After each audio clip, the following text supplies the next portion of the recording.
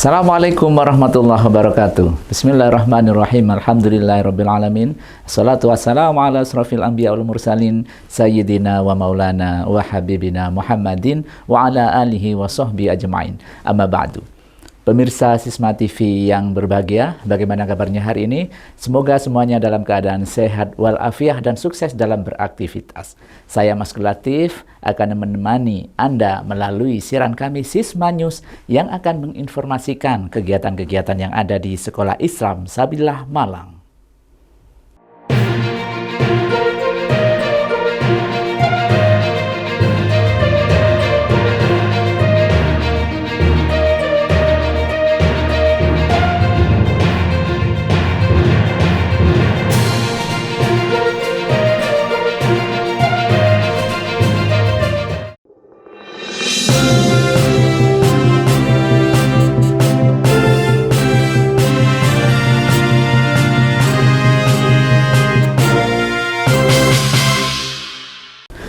Pemirsa, informasi pertama akan kami sampaikan dari kegiatan parenting Islami Majelis Zikir Bina Kolbu Orang Tua Siswa Sekolah Islam Sabillah Malang.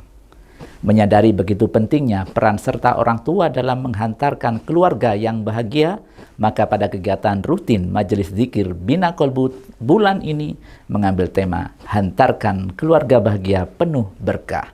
Berikut liputannya.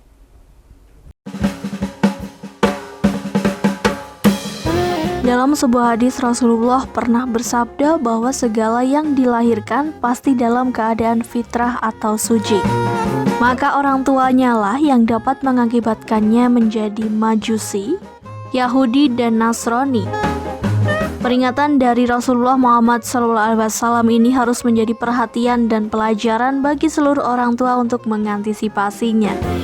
Dan juga harus menyadari bahwa peran serta orang tua begitu besar dalam pola pendidikan anaknya, sehingga tetap terjaga kefitrahannya dalam artian ketauhidannya pada Allah SWT. Hal inilah poin penting yang disampaikan dalam kegiatan parenting Islami Hantarkan Keluarga Bahagia Penuh Berkah dalam Majelis Zikir Bina Kolbu Lembaga Pendidikan Islam Sabillah Malang. Parenting Islami ini untuk menjaga sinergitas pengasuhan anak antara lembaga sekolah dengan orang tua di rumah, sehingga benar-benar akan terwujud keluarga yang bahagia, penuh berkah dan diridhoi Allah SWT, sebagaimana yang diharapkan Rasulullah SAW, yaitu rumahku surgaku. Bapak Ibu sekalian, orang yang selalu merasa khawatir, selalu merasa takut terhadap keselamatan orang tuanya, anggota keluarganya, inilah orang-orang yang nanti salah satu sebab mereka itu akan dimasukkan ke dalam surga Allah Subhanahu wa Ta'ala. Tapi yang selalu gembira, seneng los itu, contohnya omahe loro, mobil loro, toko loro, sepeda motor loro, bojone loro ping loro. Apa? Mobilnya mewah. Suatu saat dia rekreasi, umpami ten Balai Kambang, seneng-seneng ngakak, tenembung ngakak-ngakak. Tapi gara-gara rekreasi, gak sembahyang zuhur umpami, gak sembahyang asar, gak sembahyang maghrib, gak sembahyang isya. Keluarganya bahagia apa tidak? Bahagia, ngakak-ngakak rekreasi. Tapi gara-gara kebahagiaannya itu, dia meninggalkan kewajiban. Hati-hati. Salah satu ciri penghuni neraka ternyata ketika dia hidup di dunia, keluarganya adalah keluarga yang bahagia. Innahu kana fi ahlihi masrura. Ini jawab.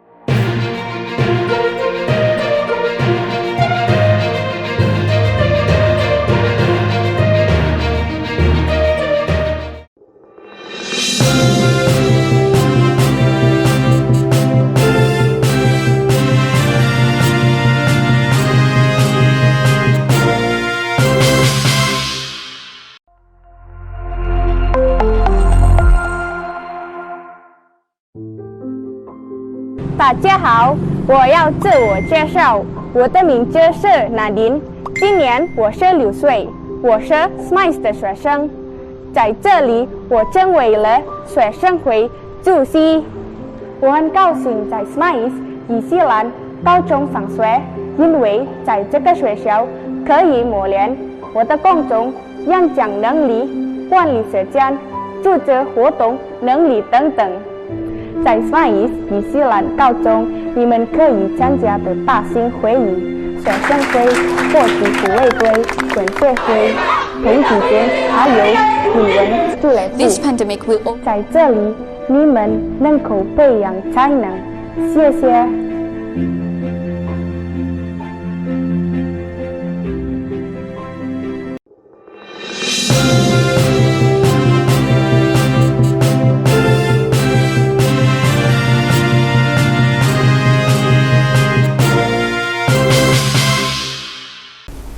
Pemirsa, program diseminasi sistem pendidikan sekolah Islam sebelah Malang pada bulan Desember ini adalah presentasi peserta tentang bagaimana membuat pertanyaan yang mengarahkan siswa untuk berpikir kritis dan mampu memecahkan permasalahan yang dihadapi dalam kehidupan kesehariannya. Berikut liputannya. Kemampuan berpikir kritis siswa akhir-akhir ini begitu gencar ditanamkan dalam dunia pendidikan di Indonesia. Keterampilan berpikir kritis ini memang sangat penting dikuasai oleh siswa supaya siswa lebih terampil dalam menyusun sebuah argumen, memeriksa kredibilitas sumber atau membuat suatu keputusan yang bijaksana. Oleh karena itu, pada kegiatan Be Excellent School Training atau BES yang dilakukan Pusat Sabrilah Mendidik Indonesia, pada bulan Desember ini peserta melanjutkan tugas presentasi bagaimana menyusun pertanyaan berdasarkan tema pembelajaran yang diampunya, sehingga dapat mengarahkan siswa mampu berpikir kritis dan memecahkan masalah yang dihadapinya. Dalam kegiatan tersebut, guru memaparkan hasil tugas membuat stimulus dan pertanyaan kritis kepada siswa. Kegiatan ini adalah sharing pengalaman, menguatkan keterampilan guru dalam menanya untuk meningkatkan critical thinking. Output dari kegiatan ini adalah membekali guru supaya memiliki kemampuan dan keterampilan bagaimana mengarahkan siswa untuk berpikir kritis. Apabila guru sudah memiliki kemampuan tersebut, maka akan mudah mengarahkan siswanya untuk berpikir kritis dan mampu memecahkan masalah yang dihadapinya. Terlebih dalam Islam, sebagaimana banyak motivasi dari Allah SWT untuk kita membiasakan berpikir kritis dengan sabdanya, apakah kalian tidak berpikir dan apakah kalian tidak berakal? Semuanya itu pada hakikatnya anjuran atau keharusan bagi umat Islam untuk berpikir kritis dalam menghadapi segala fenomena hidup. Kalau yang lalu kita mengajak anak-anak kita dan kita ingin melihat hasil belajar anak-anak kita melakukan tes, melakukan seleksi. Kita berikan soal-soal, kita ukur hasil belajarnya anak-anak. Karena memang orientasi kita saat itu adalah apakah anak-anak didik kita sudah menguasai konsep materi yang sudah kita berikan. Namun ada kecenderungan bahwa saat-saat ini bukan hanya kompetensi saja, bukan hanya konsep saja yang harus dikuasai oleh anak-anak didik kita. Tetapi yang penting lagi adalah keterampilan berpikir kritis anak-anak didik kita. Bahwa mulai tahun ini anak-anak kita sudah diukur dari segi asesmen kompetensi minimalnya. Dan itu terkait sangat erat sekali dengan keterampilan berpikirnya, bukan dengan konsep materinya. Oleh karena itu, kiranya sangat salah, mohon maaf kalau agak kasar, anak-anak kita diukur dengan AKM. Anak-anak diukur bagaimana keterampilan kemampuan berpikir kritisnya. Tetapi ketika kita mengajar, kita menggunakan konsep lama, yaitu mengajarkan materi dan konsep. Kalau kita mendidik anak-anak di sekolah, hanya menanamkan ketercapaian konsep itu, penguasaan materi saja, tidak ada proses berpikir, maka ketika diuji AKM-nya, mereka nggak akan bisa mengerjakan soalnya. Itu untuk kepentingan AKM.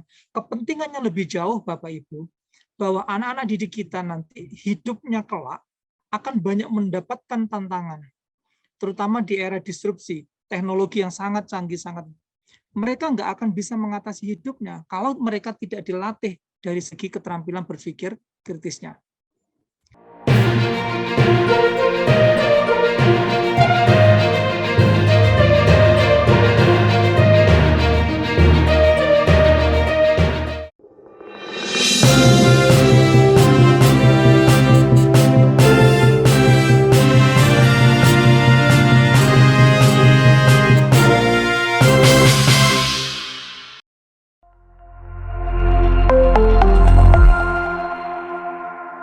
Alright, that's it for today. Hope you enjoy our activity.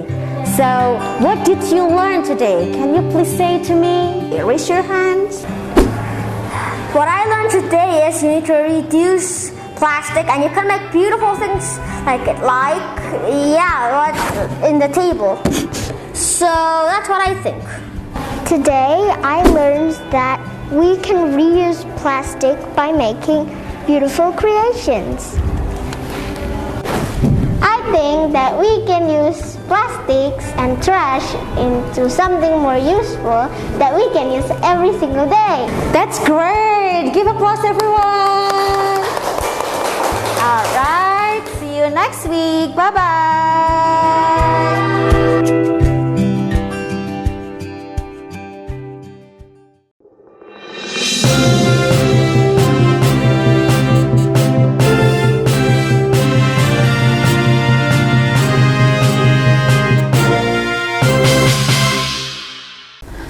Selalu ada cara yang menarik dan menyenangkan yang disuguhkan oleh pendidik di SD Islam Sebelah Malang Full Day School dalam mengisi waktu setelah kegiatan penilaian akhir semester Gasal ini. Seperti yang dilakukan oleh para guru kelas 1 yang menggelar kelas meeting yang sangat atraktif, yaitu Hijaiyah Jambel. Bukan SD Islam Sabillah Malang apabila tidak ada kegiatan yang bermakna dan menyenangkan bagi siswanya. Kegiatan pasca penilaian akhir semester ganjil ini benar-benar dimanfaatkan bagaimana menghadirkan kegiatan kelas meeting yang bermakna bagi siswa. Sebagaimana yang dilakukan oleh guru-guru kelas 1 yang menggelar kegiatan Hijaiyah Jambel Race. Dalam kegiatan Hijaiyah Jambel Race ini, siswa bisa menata huruf hijaiyah secara bergantian, di mana satu anak berkesempatan menata satu huruf setiap kali gilirannya maju. Melalui kegiatan Hijaiyah Jambel Race ini, diharapkan Anda merefresh kembali kemampuan menata huruf hijaiyah secara tepat dan benar sesuai urutannya. Juga dapat meningkatkan semangat gotong royong dan kerjasama tim, karena secara bergantian masing-masing siswa berkesempatan menata satu huruf setiap kali gilirannya. Di samping itu akan menumbuhkan semangat berkompetisi yang sehat sehingga siswa terbiasa memiliki pembiasaan fastabiqul khairat, yaitu berlomba-lomba dalam hal kebaikan yang juga selama ini diterjemahkan dalam program karakter cinta keunggulan.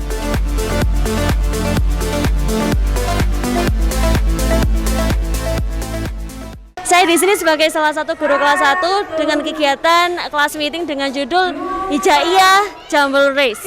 Kegiatan ini bertujuan untuk melatih sensor motorik anak dan juga pengetahuan mereka tentang urutan huruf hijaiyah yang benar.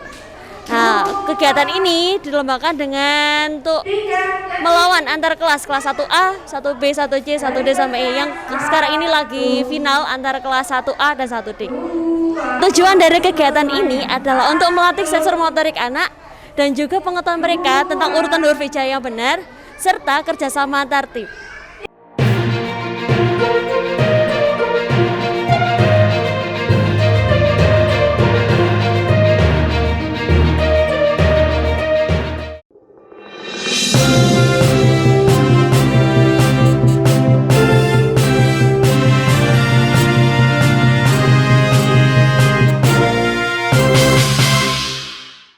Assalamualaikum warahmatullahi wabarakatuh. Bismillahirrahmanirrahim. Kaum muslimin, warga Malang, warga Jawa Timur, utamanya warga NU dimanapun berada, mari kita sambut gembira datangnya TV pendidikan digital, TV pendidikan yang dikelola oleh lembaga Sabilillah Kota Malang, yaitu Sisma TV. TV ini konten-kontennya baik, di samping ada konten dakwah, konten-konten kebudayaan, konten keislaman,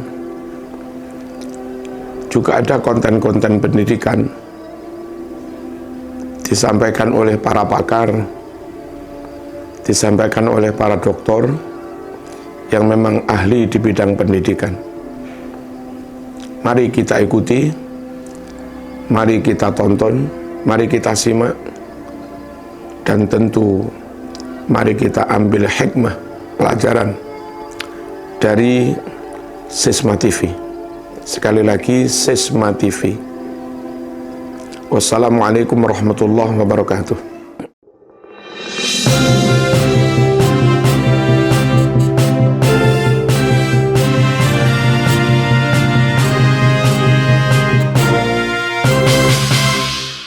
Pemirsa Sisma TV yang berbahagia, pada segmen Teacher on Stick kali ini kami akan hadirkan pembelajaran IPA yang menyajikan pembelajaran class method dengan materi klasifikasi makhluk hidup yang akan disampaikan oleh Bapak Awad Warta SPD, Guru SMP Islam Sabilah Malang, Full Day School.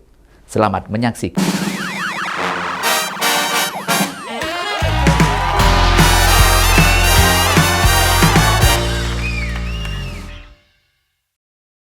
Dari masing-masing kelompok silakan, ada yang mau menyampaikan hasil diskusinya, silakan. Oke, baik, saya ke Mas Zaidan, silakan. Menurut saya yang menyebabkan penyakit ini adalah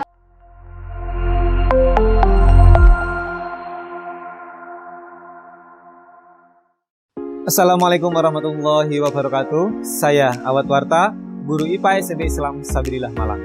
Pandemi COVID-19 menurunkan kemampuan komunikasi dan kepercayaan diri siswa.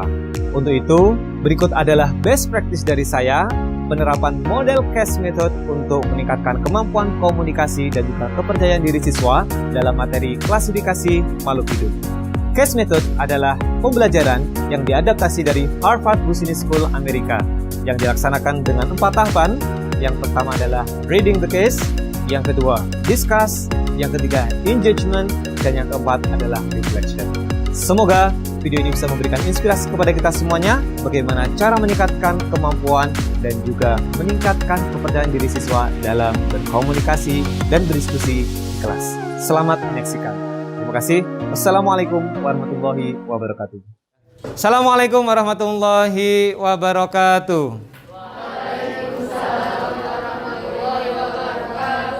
Hari ini kita akan mulai belajar mendalami dari materi klasifikasi makhluk hidup ini, tentunya dalam materi CASE method. Nah, kita nanti akan belajar tentang A Mysterious Illness on Vancouver Island, British Columbia. Jadi materi ini, kasus ini benar-benar terjadi di Pulau Vancouver yang ada di Amerika. Nah, apa yang terjadi? Ini.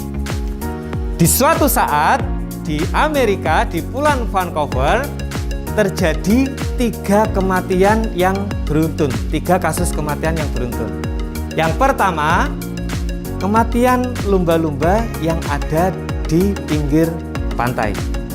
Yang kedua, kematian hewan yang tidak jauh dari pantai. Hewannya ada kelinci, ada tikus, dan juga ada anjing.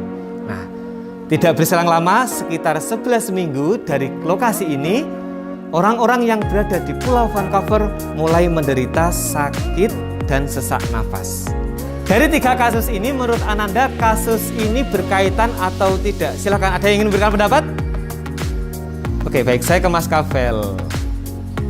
Oke, baik, silakan. Kalau menurutnya Mas Kavel, 3 kasus ini berhubungan atau tidak?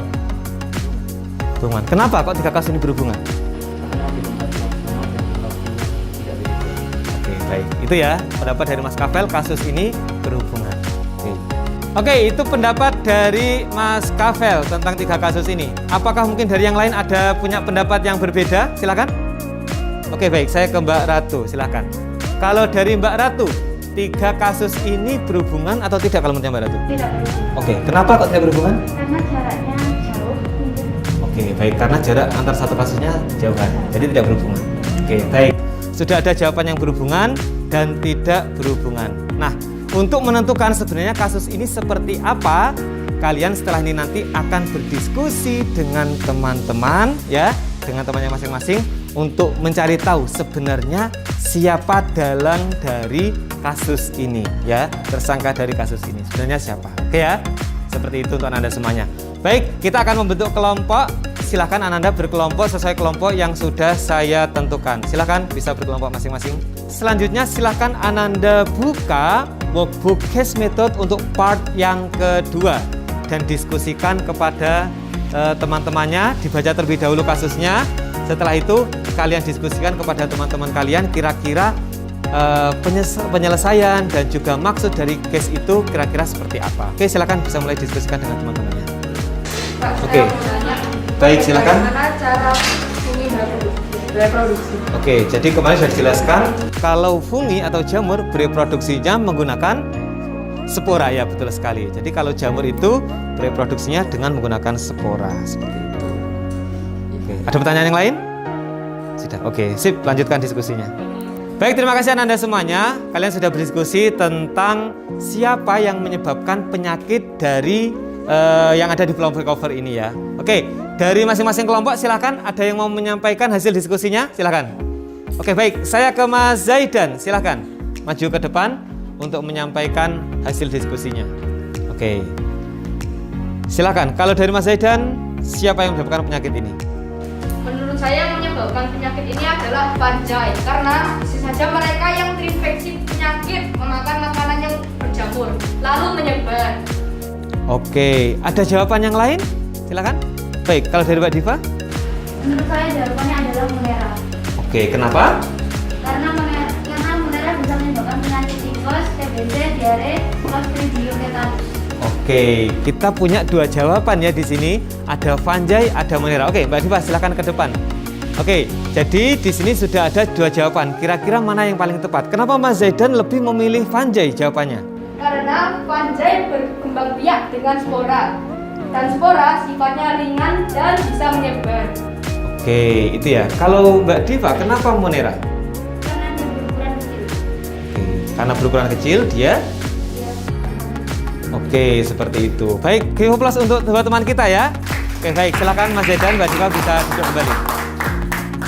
Nah, karena salah satu sifat dari Monera, dia tidak bisa berpindah dari satu tempat ke tempat yang lain yang berbeda iklim, tropis ke subtropis, maka yang menyebabkan penyakit ini yang paling tepat adalah ya, fungi. Itu adalah yang menyebabkan penyakit ini. Nah, sesuai dengan yang kita pelajari hari ini, yang menyebabkan penyakit ini adalah jamur, yaitu jamur Cryptococcus gatti. Nah, ini adalah yang menyebabkan penyakit di Pulau Vancouver. Oke ya, luar biasa Anda semuanya sudah bisa menebak dan mendiskusikan siapa yang menyebabkan penyakit ini. Baik Anda semuanya, hari ini kita telah belajar tentang case method di Pulau Vancouver. Kita lanjutkan dengan refleksi. Ada yang ingin memberikan kesimpulan pembelajaran hari ini? Oke, Mbak Ratu, silahkan. Kesimpulan pembelajaran hari ini? Hari ini saya telah belajar bahwa makhluk hidup bisa sakit karena terinfeksi dari jamur. Oke, give applause untuk Mbak Ratu. Luar biasa ya. Selanjutnya, hikmah yang bisa kita ambil dari pembelajaran hari ini, ada yang menyampaikan? Oke, silakan Mas Fadil. Bagaimana? Kita harus menjaga kebersihan agar tidak terkena penyakit. Oke, baik, luar biasa. Give applause untuk Mas Fadil. Oke, alhamdulillah Anda semuanya ya, kita telah belajar case method pas misteri di Pulau Vancouver ya. Semoga kasus yang terjadi di Pulau Vancouver tidak terjadi di Indonesia. Terima kasih, kita bertemu lagi di pertemuan yang akan datang untuk case method yang selanjutnya. Tetap jaga kesehatan, stay healthy untuk Anda semuanya. Thank you very much. Assalamualaikum warahmatullahi wabarakatuh. Waalaikumsalam warahmatullahi wabarakatuh. Say thank you. Thank you, sir.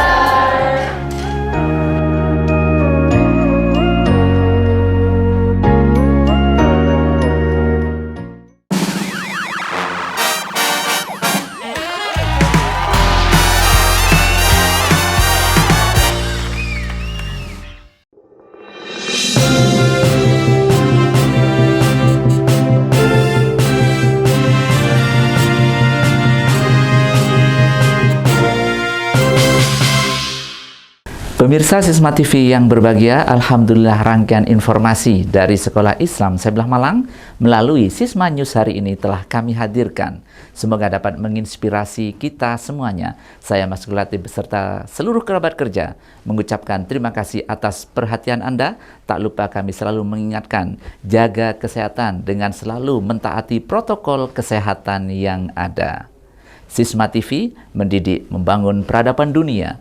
Wallahul muwaffiq ila aqwamit thoriq. Assalamualaikum warahmatullahi wabarakatuh.